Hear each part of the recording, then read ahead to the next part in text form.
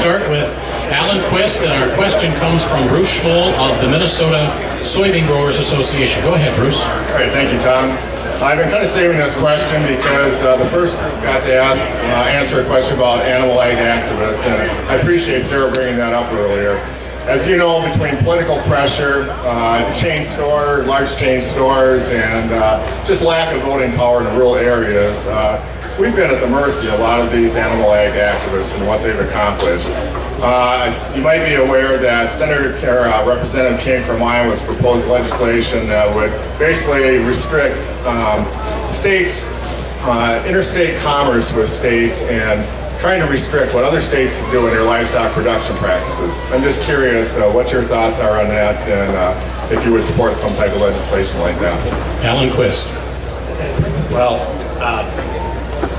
the legislation I would support is legislation that protects farmers, whether it's hog producers, cattle growers, and so on, from harassment,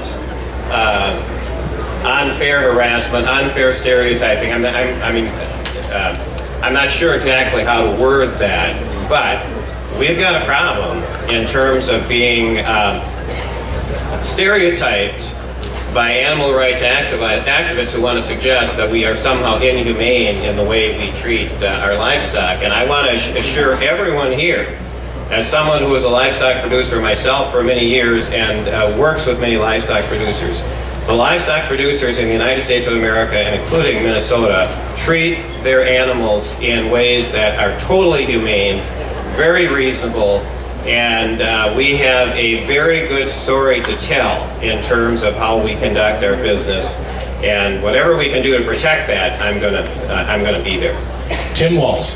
I'm in full agreement with Alan on this. He's exactly right. This false choice that we can't have animal agriculture and have humane treatment is exactly that. It's a false choice. If the agenda of these groups would just be made clear, if they want us all to become vegans, at least say so. Then people know what you're after. Don't try and do it through the courts. Don't try and do it through harassment and all of that. In answer to your question of Representative King, I think Alan was probably, again, correct on this. I think the Commerce Clause is going to run into a problem with the Constitution on that, of trying to allow that to happen. But I still think this is about educating the population on this. We do care deeply. Tell our story. Tell the story of what agriculture means. Tell the story that we know is a proud tradition in this country. But here's what happens in Congress. We had a bill banning horse slaughter. 37 of us voted against that bill. Republicans and Democrats overwhelmingly supported that. Now you can't get rid of your horses. Then they went and they banned potbelly trailers. 2 of us voted against that ban. I asked my colleagues, you ever been in one? They said no. Now you can't ship them to Mexico or that. You know what? When your horses die, you put them down humanely. Why should it be an added cost to you to do it in a way? If somebody wants to eat them, I don't. But if they want to export them, that just makes no sense to me. And we can do it right. Mike Parry. Well, thank you very much. And you know what? It sounds like we're going down the same path here. But, you know, as a kid that grew up on a dairy farm that had Suffolk sheep and hogs, I am so offended when somebody tells me that I mistreat the animals on the farm. And I tell them, I look them in the eye and said, when was the last time you got up at 2 o'clock in the morning to nurse the lamb? When was the last time you spent all night as sheep, the ewes were out there, they were birthing, or you spent all afternoon with the hogs, with the sows, to make sure you didn't lose the piglets? I mean, don't tell me that we treat our animals wrong. And I will be one of the strongest forces against that. It's all about education. We talked about education. We have to tell and be strong and stand up and educate what agriculture is all about. Milk, meat, bread don't come from the store. All right, we have time for one more question, a quick question from the president of the Minnesota Farm Bureau Federation, and it is going back to the 7th and 2nd Congressional Districts. We'll start with Mike Obermueller. Kevin? Farmers are increasingly concerned about overreach by federal agencies, EPA, Army Corps of Engineers, Department of Labor, Department of Transportation, all have the potential to add cost or restrict production practices. What have you done or what will you do to ensure oversight and accountability? Well, I think it's clear, thank you for the question, Kevin. I think it's clear that we need to make sure that we've got accountability in there. But I trust farmers to make sure that they're doing the practices they should do. And I think with reasonable consideration and the fact that you guys, and some input from the farmers who are actually implementing the programs and the policies, we can find some reasonable regulation that we can all live with. I think you're right, though. There is a real concern about somebody coming in and setting on a regulatory overlay on top of us without any input from the folks who are actually going to be regulated by it. And basically, I guess the long and the short of it is we need a regulation policy that makes sense, that makes common sense for everyone, that has a lot of input from the farmers and the folks who are actually going to have to live by it, and one that doesn't get in the way of letting farmers do their work and do their work on their farm in the way that they've been doing it traditionally. Colin Peterson.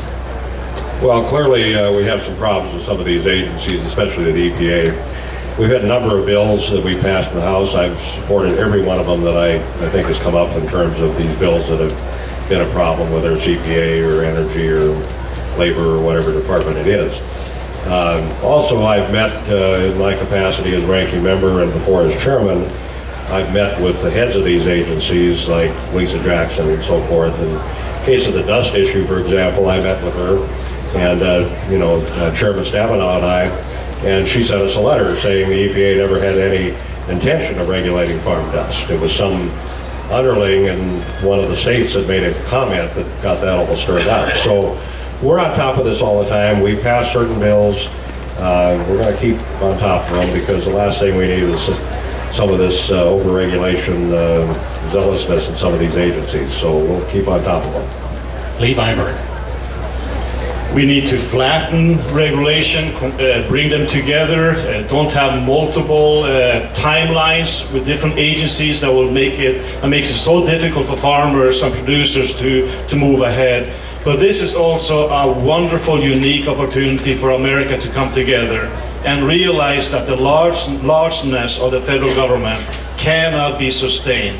That means that we also have tremendous opportunities as we begin the process of scaling back, eliminating certain agencies like the EPA of cutting 50%. Don't give them all the power and all the time to figure out how to regulate dust and how to control everything you do in your farm operation. So these issues are challenging. It takes insight, it takes smartness, but let's also look at them as tremendous opportunities to grow the economy and bring America back on the right track. And this is something we owe the next generation.